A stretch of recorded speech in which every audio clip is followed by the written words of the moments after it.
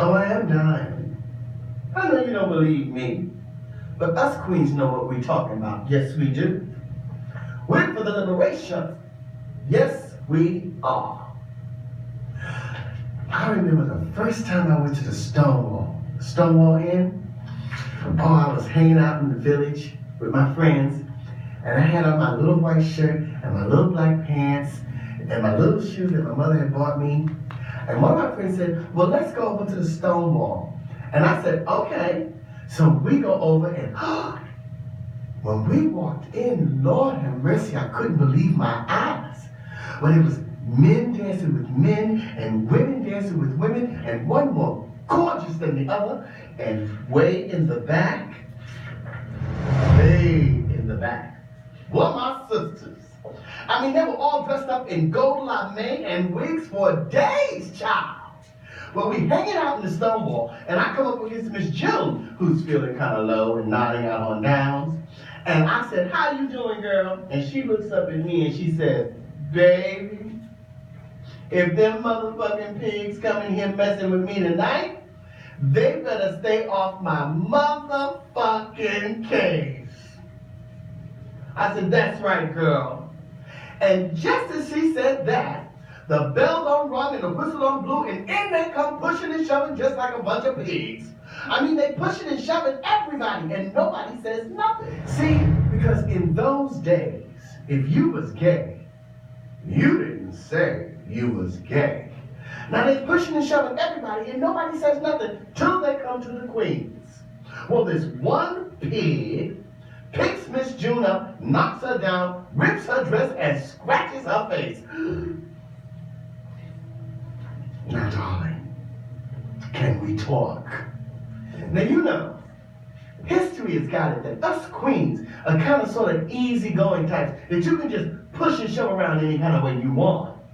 Well, there are two things you cannot do to a queen. One, never rip a queen's dress. Two, don't you ever, never, ever touch the face, darling. Well, Miss June jumps up and starts screaming and hollering, and I said, why don't you leave her alone? She's not bothering nobody. And this pig looked me straight in the face and says, shut up, you sick faggot. Can we talk again? You see, I have been called a lot of things. Bitch, homo, cocksucker, a low-down mangy coon. But ain't nobody got the right to call me a piece of wood. That's right, a faggot is a piece of wood. I looked it up in the Webster's and it said right there that a faggot is a piece of wood, and I ain't no piece of wood, and I was telling that to that pig when he came to hit me.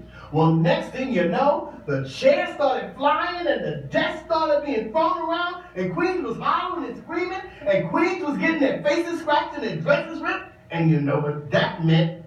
And we ended up in the tombs again. But that was okay, because that was the beginning of gay liberation in New York City and across the country as we know it today. Now, some of you has kind of sort of forgot who did what, who said what, to get you sitting here in all your liberated glory.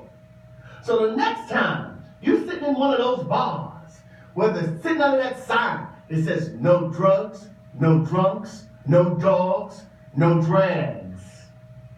Could you imagine comparing me to a dog? Well, I just want to break down but that's okay, because you see, when I tip, I stay tipped. And they can 86 me out of every bar in the village, and they can 86 me out of every bar in the city, and they can 86 me out of every bar in the country. You see, because I know who my friends are. My friends are the people who love their gay brothers and sisters, including the queens. My friends are the people that got change to spare. So the next time you see me, and I say, spare some change for a dying queen, darling, I want you to dig real deep down in your pocket and pull out some of that change that you saving for your cold beer and your hot dogs. And I want you to spare some change for a dying queen, darling.